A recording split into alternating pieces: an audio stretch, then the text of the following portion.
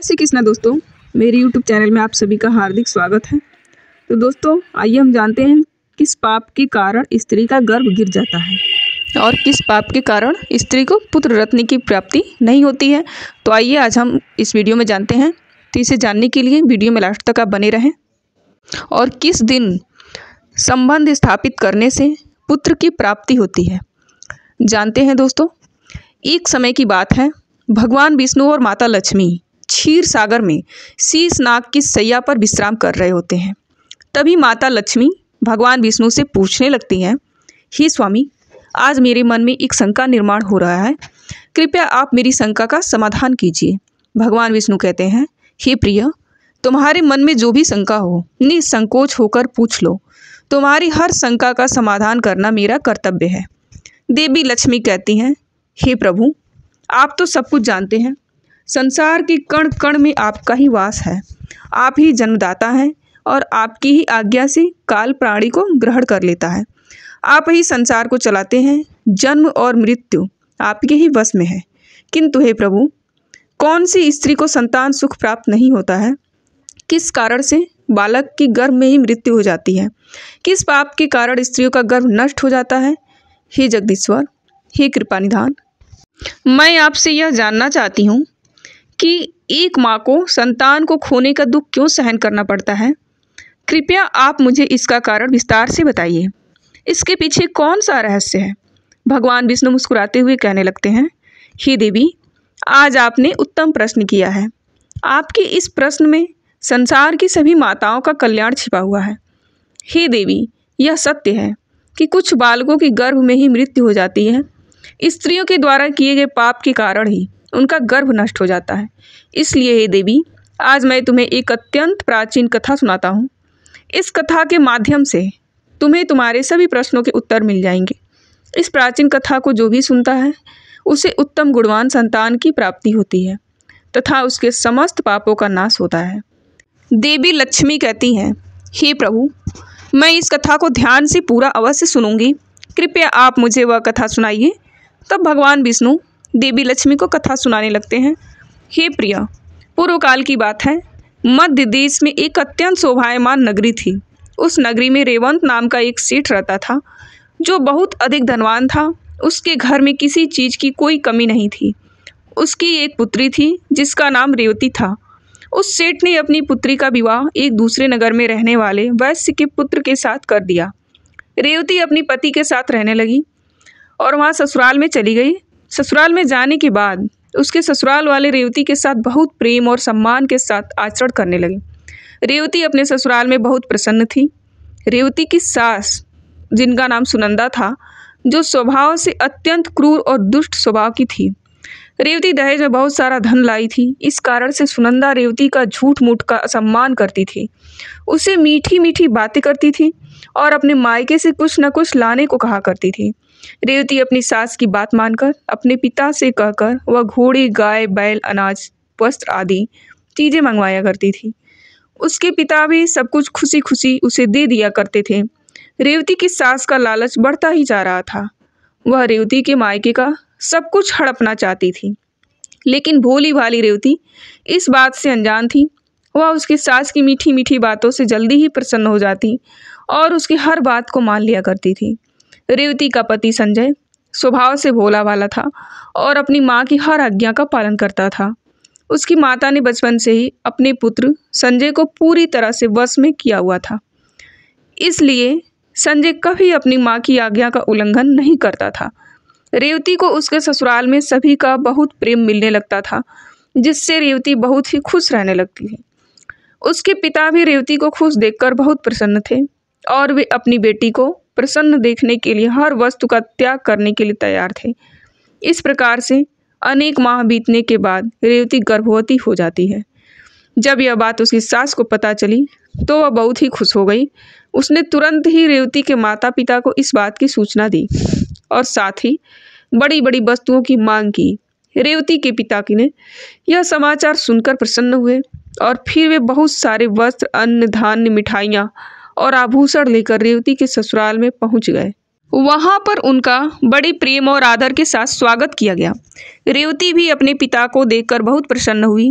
फिर कुछ समय रुककर रेवती के पिता उसी दिन अपने घर लौट गए। अनेक दिनों तक रेवती का गर्व बढ़ता गया और रेवती की सास भी उसका बहुत अच्छी तरह से ख्याल रखने लगी। लेकिन कुछ ही दिनों के बाद ऐसी घटना घटी जिससे रेवती का जीवन दुखों से भर गया। उसके हंसते खेलते जीवन में अचानक से अंधकार छा गया। एक दिन अचानक ही रेवती का गर्भ गिर गया, जिससे रेवती की सास बहुत क्रोधित हो गई और फिर रेवती को ताने मारने लगी। अरे पापिनी, तूने कौन सा पाप किया है? कुल का नाश करने वाली कलंकिनी, तूने अपने ही बच्चे को खा लिया। जन्म देने से पहले उस बच्चे को मार डाला। इस प्रकार से रेवती की सास उसे बहुत ताने मारने लगी, जिससे रेवती दुखी और उदास हो गई और कहने लगी, सासू माँ, इसमें मेरा क्या कसूर है? मुझे समझ में नहीं आ रहा कि ऐसा किस लिए हुआ। मैं निर्दोष हूँ, मैंने कोई पाप का कार्य नहीं किया है।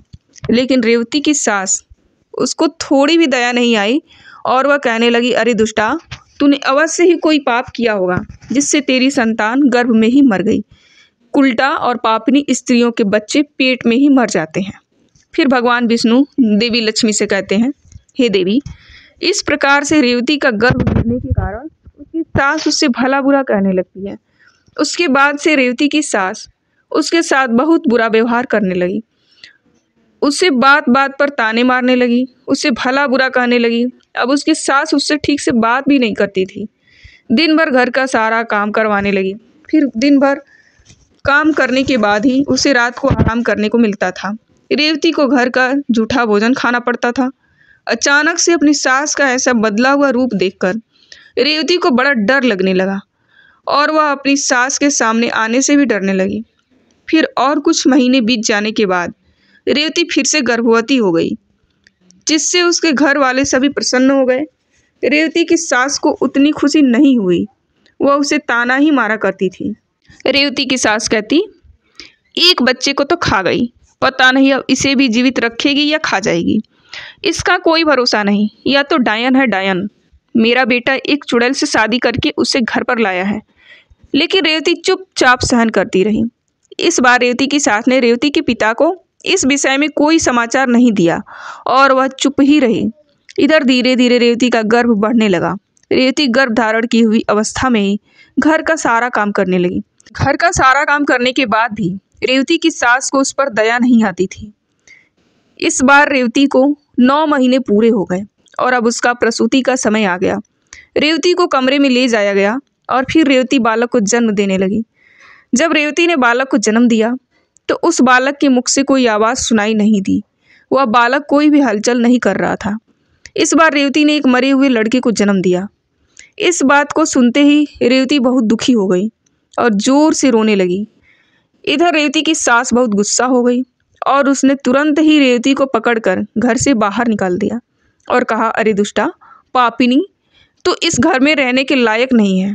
तू तो चांडाल नहीं है, तू मेरे पोते को खा गई। अब तू इस घर में नहीं रह सकती। अगर तू इस घर में रहेगी तो हम सभी को खा जाएगी। तेरे जैसी अशुभ स्त्री को तो घर में रखना ही नहीं चाहिए। तुझसे विवाह करके मेरे पुत्र का नसीब ही फूट चुका है। इसलिए हे पापिनी, अब तू इस घर से निकल जा।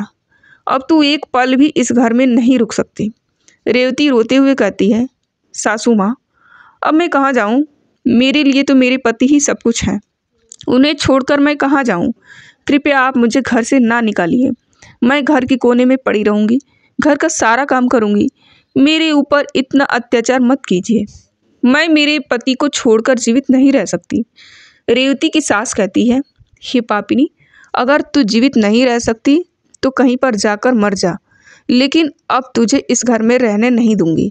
भगवान विष्णु देवी लक्ष्मी से कहते हैं, हे देवी, इस प्रकार से ताना देते हुए रेवती की सास ने उसे घर से धक्के मारकर बाहर निकाल दिया। रेवती का पति भी यह सब चुपचाप देखता रहा, उसने भी कुछ नहीं कहा। फिर रेवती वैसी ही अवस्था में घर से चली गई। रेवती के चलते चलते एक जंगल में पहुंच गई। वह जंगल बहुत घना और भयानक था। उस जंगल में कोई मनुष्य दिखाई नहीं पड़ रहा था। फिर रेवती को उस जंगल में एक बहुत ही बड़ा और सुंदर वृक्ष दिखाई पड़ा। उस वृक्ष के पास एक बहुत ही सुंदर आश्रम था। रेवती जल्दी से उस आश्रम के पास चली गई और इधर उधर देखने लगी। तो वहाँ पर उस आश्रम में कोई भी नहीं था। रेवती वहीं बैठकर विश्राम करने लगी। रेवती इतनी डरी हुई और उदास थी कि वह अपने पिता के घर पर भी जाना नहीं चाहती थी। उसे यह भय लगने लगा था कि कहीं उसकी वजह से पिता का समाज में अपमान ना हो। इसलिए उसने उसी जंगल में रहने का निर्णय लिया और वह उसी आश्रम में निवास करने लगी। वहीं बैठकर रेवती भगवान विष्णु की पूजा करने लगी और उनकी भक्ति में डूब गई। अनेक दिनों तक वह वहाँ पर उसने भगवान विष्णु की तपस्या की। फिर कुछ दिनों के बाद उस आश्रम पर एक साधु एक गाय को लेकर पधार रहे हैं। वे साधु अत्यंत विलक्षण थे। उनके मुखमंडल पर तेज था। ऐसा प्रतीत हो रहा था कि उन्होंने सैकड़ों वर्षों तक तपस्या की है। जब रेवती उस साधु को देखती है तो बहुत प्रसन्न होती है और उनका स्वागत करती है और कहती है, पधारिए हे साधु महाराज, आपका स्वागत है। आपको महान पुण्यात्मा दिखाई पड़ रहे हैं।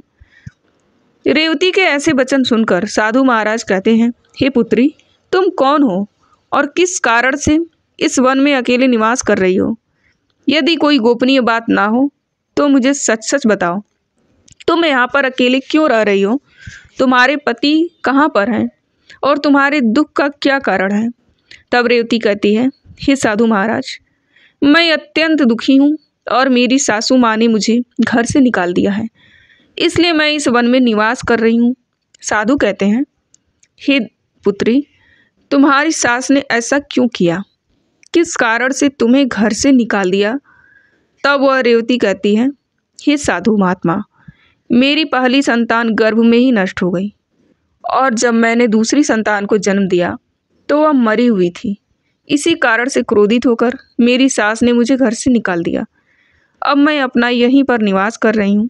पिता का अपमान ना हो इसलिए मैं अपने पिता के पास भी नहीं जा रही हूँ। कृपया आप मेरे दुख दूर कीजिए। मैं कहाँ जाऊँ? अब मैं क्या करूँ? इस प्रकार से रेवती द्वारा पूछने पर वे साधु महात्मा कहने लगते हैं, हे पुत्री, यह तो बड़े दुख की बात है, किंतु तुम चिंता मत करो। मैं तुम्हें कुछ उपाय बताता हूँ। तुम उस उपाय को करो जिससे तुम्हें उत्तम संतान की प्राप्ति होगी। तुम इस गाय को अपने पास रखो, इसकी सेवा करो। इसकी सेवा करने से तुम्हें उत्तम संतान सुख की प्राप्ति होगी। अब मैं तुम्हें गर्भधारण की हुई स्त्री को जिन नियमों का पालन करना चाहिए उस विषय में बताता हूँ। इसे तुम ध्यान से सुनो। हे पुत्री, किसी भी स्त्री को मासिक धर्म के दौरान पति के साथ संबंध स्थापित नहीं करना चाहिए। इससे संतान गर्भ में ही गिर जाती है। गर्भधारण की हुई स्त्री को भगवान की पूजा में तत्पर रहना चाहिए। उसके मुख पर सदैव ही प्रसन्नता होनी चाहिए। गर्भधारण की हुई स्त्री को कभी दुखी और निराश नहीं रहना चाहिए। उसे बुरे आचरण वाली स्त्री से दूर रहना चाहिए। उनसे बातचीत नहीं करनी चाहिए। एक गर्भवती स्त्री को कभी दूसरों के घर का भोजन नहीं करना चाहिए। गर्भिणी स्त्री को सूप की हवा से बचकर रहना चाहिए। सूप की हवा लगने से भी गर्भ का नाश होता है। गर्भधारण की हुई स्त्री को कभी ऐसी वस्तु के दर्शन नहीं करने चाहिए जिसे देखने पर मन में घृणा निर्माण हो। उसे भयानक और डरावनी कथाएं भी नहीं सुननी चाहिए। गर्भिणी स्त्री को अत्यंत गर्म भोजन नहीं करना चाहिए। पहले का किया हुआ भोजन जब तक अच्छी तरह से पच नहीं जाता तब तक दोबारा भोजन नहीं करना चाहिए। जिस स्त्री के बच्चे होकर मर जाते हों अथवा जो स्त्री बंद हो, ऐसी स्त्री से संपर्क नहीं करना चाहिए। जो भी स्त्री इन नियमों का पालन करती है वह उत्तम पुत्र को प्राप्त करती है। जो स्त्री इन नियमों का पालन नहीं करती है उसका गर्भ गिर जाता है अथवा उसका निरोध हो जाता है। हे पुत्री, अब मैं तुम्हें पुत्र प्राप्ति का उपाय बताता हूँ। इसे ध्यान से सुनो। मासिक धर्म के समय 4 दिनों तक स्त्री को पति के साथ संसर्ग नहीं करना चाहिए। वह चौथे दिन ही शुद्ध होती है। 1 सप्ताह के बाद वह देवी देवताओं का पूजन करने के योग्य बनती है। संबंध बनाते समय स्त्री और पुरुष के मन में जैसी कल्पना होगी वैसा ही गर्भ उत्पन्न होगा। इसमें संदेह नहीं है। युग्म तिथि वाली रात्रि में सहवास करने से पुत्र होता है और आयुगम तिथि वाली रात्रि में सहवास करने से कन्या का जन्म होता है। युग्म तिथि का अर्थ होता है द्वादशी, चतुर्दशी, षष्ठी, अष्टमी, दशमी और अयु तिथि का अर्थ होता है एकादशी, त्रयोदशी, पंचमी, सप्तमी और नवमी। तुकाल में पहले सप्ताह को छोड़कर दूसरे सप्ताह में स्त्रियों को सहवास करना चाहिए। स्त्रियों का ऋतुकाल 16 रात्रि का होता है। यदि मासिक धर्म के बाद 14वीं रात्रि में सहवास करती है तो उस गर्भ से गुणवान, भाग्यवान, धनवान तथा धर्मनिष्ठ पुत्र का जन्म होता है। ऋतुकाल के 5वें दिन स्त्रियों को कटु, तीक्ष्ण और गर्म भोजन का परित्याग करके मधुर अर्थात मीठा भोजन करना चाहिए, क्योंकि स्त्रियों की कोख औषधि पात्र होती है और पुरुष का बीज अमृत तुल्य होता है। इसलिए स्त्रियों को सहवास से पहले तीखा, कड़वा और गर्म भोजन नहीं करना चाहिए। वह साधु कहते हैं, हे देवी, इस प्रकार से मैंने तुम्हें संतान प्राप्ति के लिए महत्वपूर्ण नियम बताए हैं। तुम इन नियमों का पालन करो, तुम्हें उत्तम संतान सुख की प्राप्ति होगी। फिर रेवती कहती है, हे मुनिवर, इस समय पर मेरे पति मेरे पास नहीं है, तो मेरा उनसे मिलन कैसे होगा और किस प्रकार से मुझे संतान सुख प्राप्त होगा। साधु महात्मा कहते हैं, हे पुत्री, तुम अभी से इस गौ माता की सेवा करो, तुम्हारा पति स्वयं चलकर तुम्हारे पास आ जाएगा। इतना कहकर वह साधु महात्मा उस स्थान से अंतर्ध्यान हो जाते हैं। उन साधु को अचानक से अदृश्य हुआ देखकर रेवती आश्चर्यचकित हो जाती है। उसे समझ में आ जाता है कि साक्षात भगवान ही उसको दर्शन देने आए थे। फिर रेवती नित्य उस गाय की सेवा करने लगती है। रोज सुबह उठकर वह गाय को चारा डालती है और भगवान विष्णु की आराधना करने लगती है।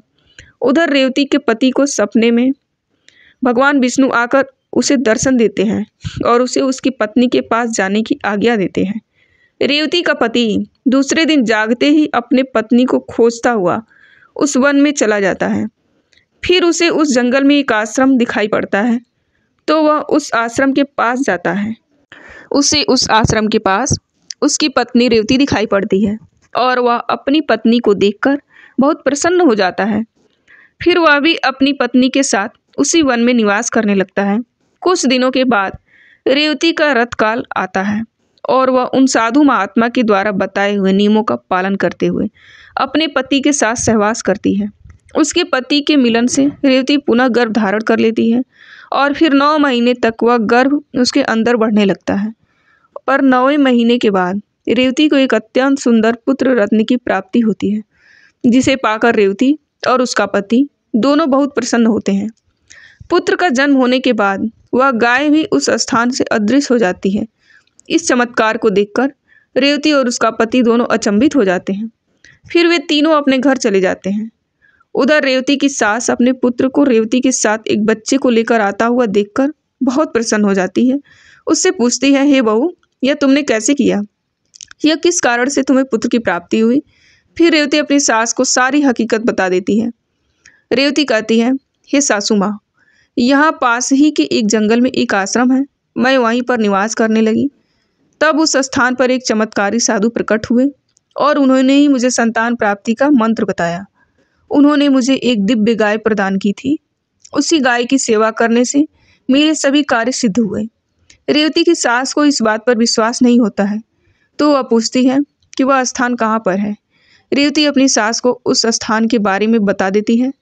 फिर दूसरे दिन रेवती की सास चुपचाप अकेले ही उस स्थान पर चली जाती है और उस चमत्कारी साधु की राह देखने लगती है। उसके मन में लालच होता है। वह सोचती है कि जब वे साधु आएंगे तो मैं उनसे कोई अनमोल वस्तु भेंट में मांगूंगी।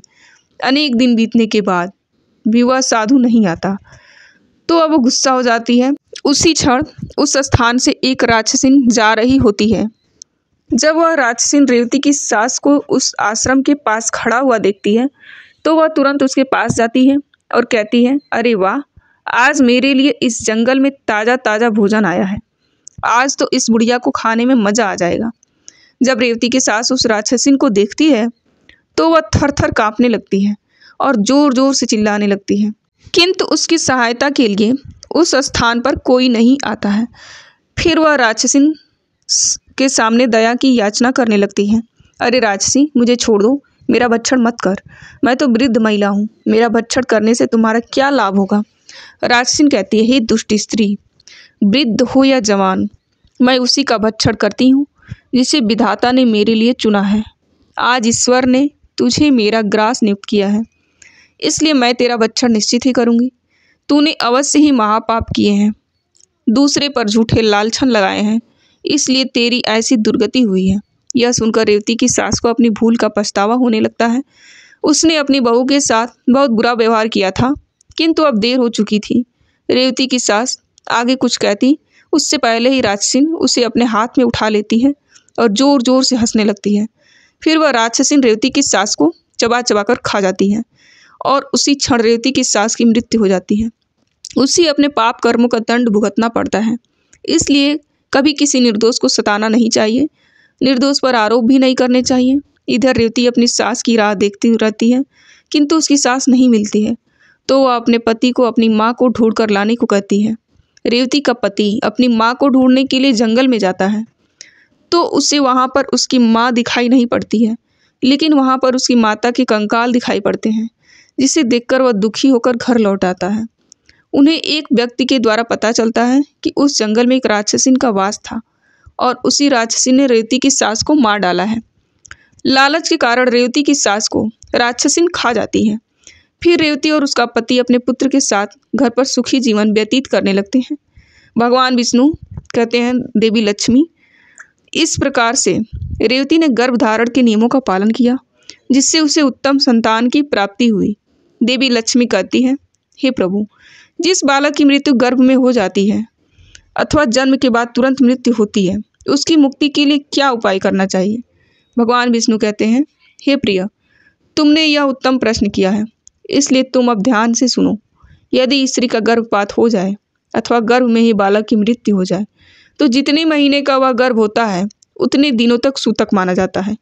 आत्मकल्याण की इच्छा करने वाले मनुष्य को उस गर्भ में मृत्यु हुए बालक के लिए कुछ भी नहीं करना चाहिए, उसका श्राद्ध नहीं करना चाहिए। यदि जन्म से लेकर चूड़ा कर्म संस्कार के बीच में बालक की मृत्यु हो जाती है, तो उस बालक की मुक्ति के लिए अन्य बालकों को दूध का भोजन देना चाहिए। यदि चूड़ा कर्म संस्कार के बाद 5 वर्ष के भीतर बालक की मृत्यु हो जाती है, तो शरीर दाह संस्कार करना चाहिए, उसके लिए दूध का दान करना चाहिए और बालकों को भोजन कराना चाहिए। यदि 5 वर्ष की आयु के बाद बालक की मृत्यु हो जाती है, तो उसका दाह संस्कार करके उसके लिए जल से भरे मिट्टी के पात्र और खीर का दान करना चाहिए, तभी उस बालक को पुनर्जन्म प्राप्त होता है। तो दोस्तों, इस प्रकार से भगवान विष्णु ने माता लक्ष्मी को गर्भदान का रहस्य बताया। उम्मीद है आपको यह कथा पसंद आई होगी। वीडियो को लाइक जरूर करें, कमेंट में जय श्री कृष्णा अवश्य लिखें, साथ ही चैनल को सब्सक्राइब करें और आप सभी का धन्यवाद।